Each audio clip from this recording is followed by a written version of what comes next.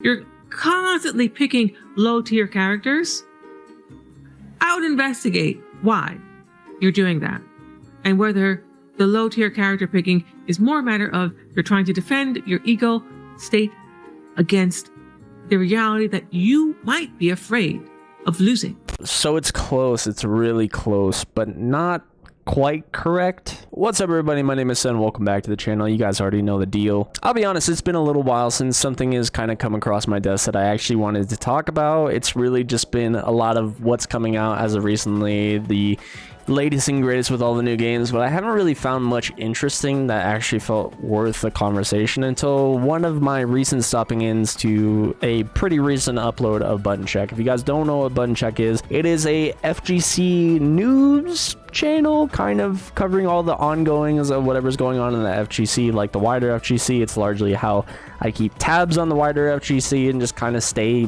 at least relatively current. And in one of those recent uploads, I had come across this clip from Tricky Eileen. From my understanding, Eileen is a licensed therapist who does play fighting games. I believe plays primarily 3D fighting games. And while the conversation of psychology in fighting games isn't exactly foreign, it's more rare that we see someone with a professional background in psychology kind of look at fighting games with that as their lens. It's pretty cool. So shout out to Eileen.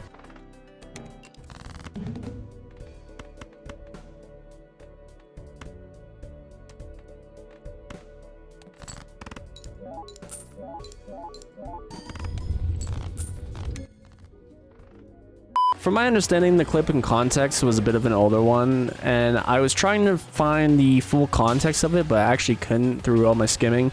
If anyone has the full clip of this section, please let me know. And let me just say that I spent way too long trying to get my Dolphin emulator to work properly for an example that was going to be way too small anyways. There's actually an important turning point in this conversation related to Smash when I went on a little bit of a low tier crusade, and it all started from a game of Marth versus DDD. Now, why I was trying to get the Dolphin emulator to work was because this took place on Smash Brawl. A friend and myself were playing random select at the end of the night. We landed on Marth versus DDD. I was the Marth player. My friend at the time was playing King DDD, and it ended up with me getting a reverse 3-stock situation. Now, I had a little bit of a pop off because it was a reverse 3-stock, but at the end of the match, he bitched out and complained how he got lumped with DDD, this, that, and the third. DDD's garbage.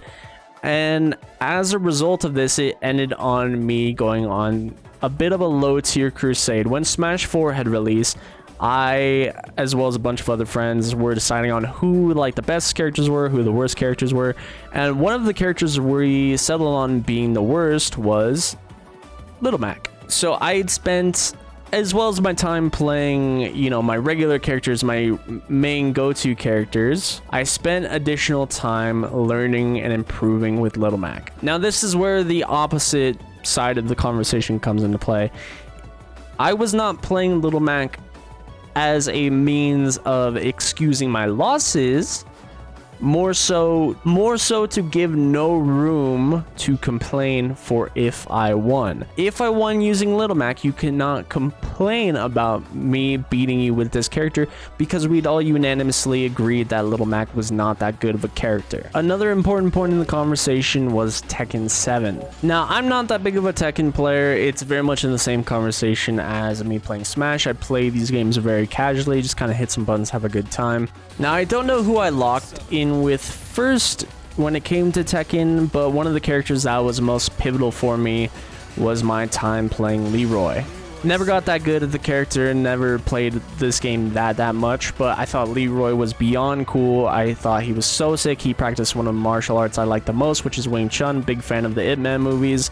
And like, he's a blind fucking kung fu master. Like, that's sick as shit. But I had played someone I know very well, and every time I would play Leroy, it'd be like, oh, this character is cheap, this character's top tier, incredible moves, like just constant bitching about my playing this character. So as a result of that, I decided, okay, you think my character's cheap? I'm going to show you that I can beat you with any character. Now, I had wanted to play this next character very much so, and that was Brian. I always thought Brian was cool as well, but it was the same song and dance. Oh, Brian's so cheap. This move's cheap, that move's annoying, like your character's annoying, this, that, and the third. And this cycled one more time until I landed on Asuka Kazama. Ironically enough, you know, this is a bad conversation of you should just play who you want, and I kind of fell prey to this. This was earlier in my fighting game career. You should absolutely play just whoever you want to, no matter the tier, no matter what people think of it, just play who you want to play. But ironically enough, this resulted in me finding a character I really, really liked. I really vibe with Asuka. Retroactively, I ended up playing her in every Tekken game subsequently because of this happenstance. I play her in Tekken 5. If I boot up Tekken 5, not very well. I play her in Tekken 8. I've played her for a life cycle, Tekken 8. Any other Tekken games that come along, I'm going to be playing Asuka. So it's kind of like a silver lining thing. But my lesson for myself at the time was don't sacrifice your enjoyment of a game to appease others. Now, this is obviously a no duh kind of moment, but like I said, it was earlier on in my fighting game career, and I was just kind of like a hot-headed kid at the time. I'd like to think I've grown a little bit as a result of that, or you know, just in multiple different ways, but a lesson all the same. This raises a bigger question of what even is a low tier character exactly. In times of old, it was pretty obvious to kind of figure out what a low tier character is. Like, the things that they would do in neutral just wouldn't be that strong. Even if a certain character does get their reward for getting their optimal situation wouldn't be that high, this, that, and the third. It's really just like a bad character that can't compete with the rest of the cast. I don't even know how to play Necro. I'm not gonna act like I know how to play Necro. I don't know shit about this character.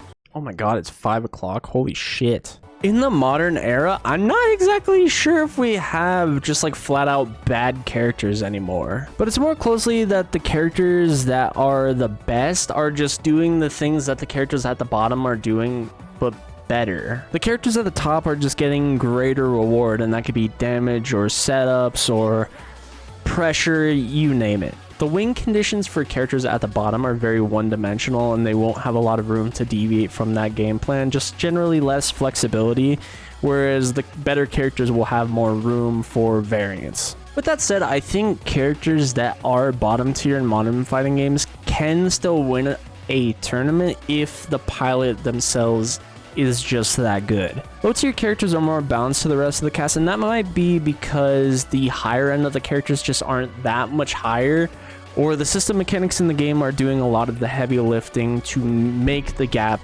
that much closer, or make these bad characters feel more stable. This last one kind of branches off into multiple ideas around the same thing, and it all comes from a place of identity. The reason I don't go out of my way to pick top tier in games is because of character oversaturation. It does happen sometimes. I just wind up with top tier characters or a top tier team or whatever it may be, but oversaturation is a real annoying point of identity to me, where it makes me want to pick at the very least just outside of top tier character, because oversaturation is the overrepresentation of characters. You just see them so much that it makes you not want to pick those characters. This also ties into picking and like falling in love with bottom tier characters. I know players that will pick X character and they'll play whatever character that may be in whatever game they are, like no matter the tier that they are in. So let's say Spider-Man is out in Marvel ToeCon, and he will be out in the full release of the game.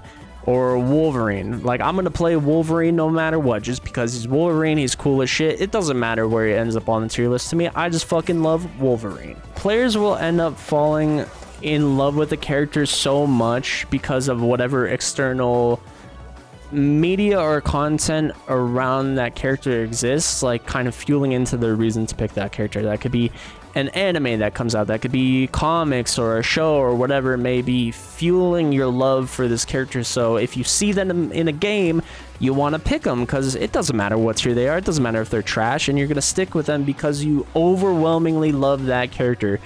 That has become the case, kind of, for me, for Taskmaster. Taskmaster is in the low tier. I think perception of the character has gone up over time as he's seeing, like, further tournament results or building teams around them, the impression of Taskmaster has gone up.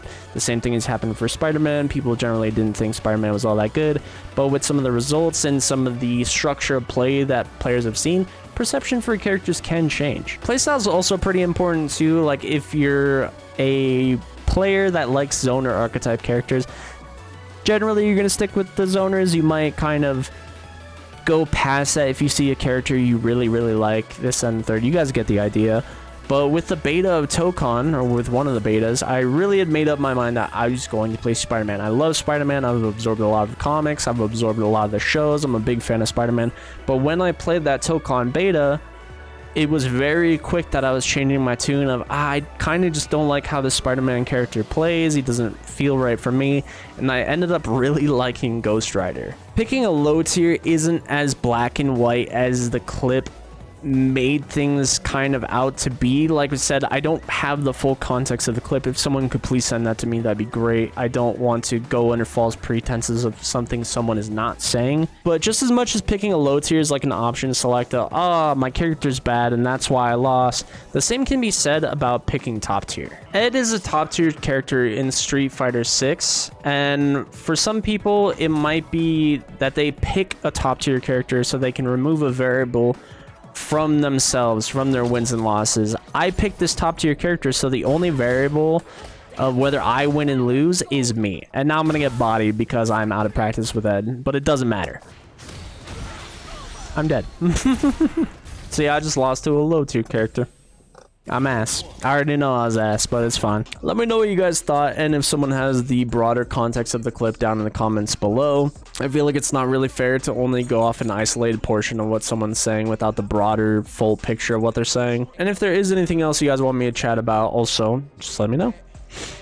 Regardless, remember to keep on fighting and get ready for the next battle. I'll see you guys later.